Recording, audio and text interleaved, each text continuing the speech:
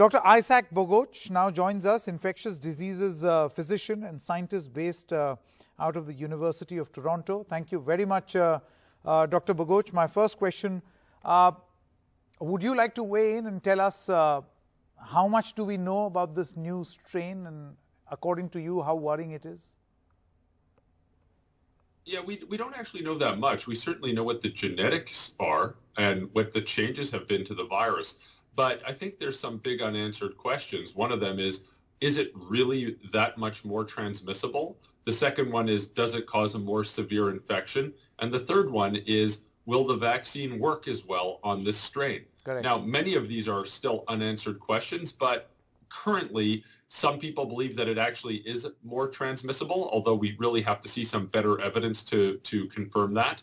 Most people don't believe that this will cause a more severe illness.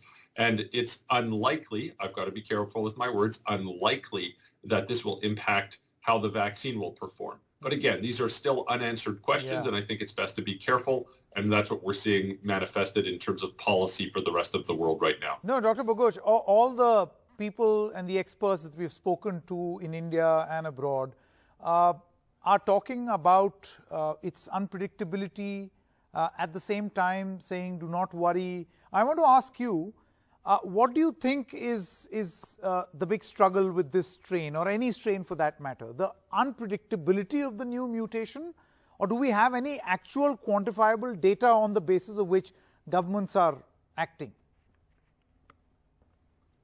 Well, I don't really think there's that much quantifiable data, to be honest. There's some weak observational data, and currently there are scientists in the UK and elsewhere around the world who are evaluating the data very closely and in an expedited manner to address those questions.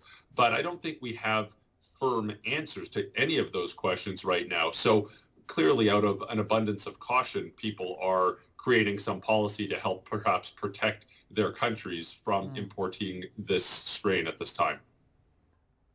Dr. Bogoch, now again, the question that must have been asked to you also very often, do existing vaccine candidates not factor in mutations? I've asked this of all the experts. What is your opinion? Yeah, it's a very good point. And when you speak with virologists and vaccinologists, the vast majority of them believe that this will not impact the vaccine. And in fact, this is the part of the virus that has had this mutation is the part of the virus that the vaccine is really developed around.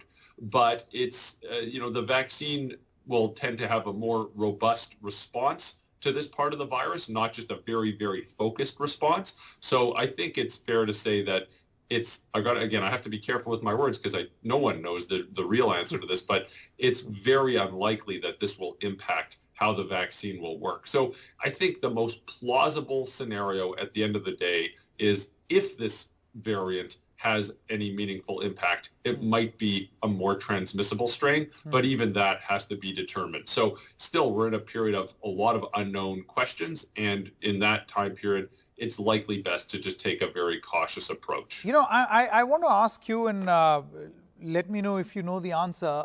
This is not the first of the mutations. Perhaps this is not going to be the last mutation of COVID-19. But why has there been greater alarm this time around? I mean, there were mutations in the past also. I think that's a very poignant question because there have been other mutations that, quite frankly, they're different mutations, but they could have conferred a similar outcome. And this has happened now 2 other times before. It raised an eyebrow 2 other times before, but quite frankly, it never really mounted this type of response. I'm not entirely clear, to be honest, why this mutation has mounted this particular response, but it has. And I honestly don't think it's unwarranted. I think people are should be careful. But every time the virus mutates, I don't think we should start to lock down and behave in this manner because it's going to continue to mutate. I think obviously we need to follow this. We need to be very careful about this. We need to have excellent genetic sequencing and access to data so that we can rapidly respond. But it is very interesting to see the degree of response here when, in fact, this has happened a couple of times before during the pandemic as well. Dr. Isaac Bogoch, thank you so much for joining us right here on NDTV.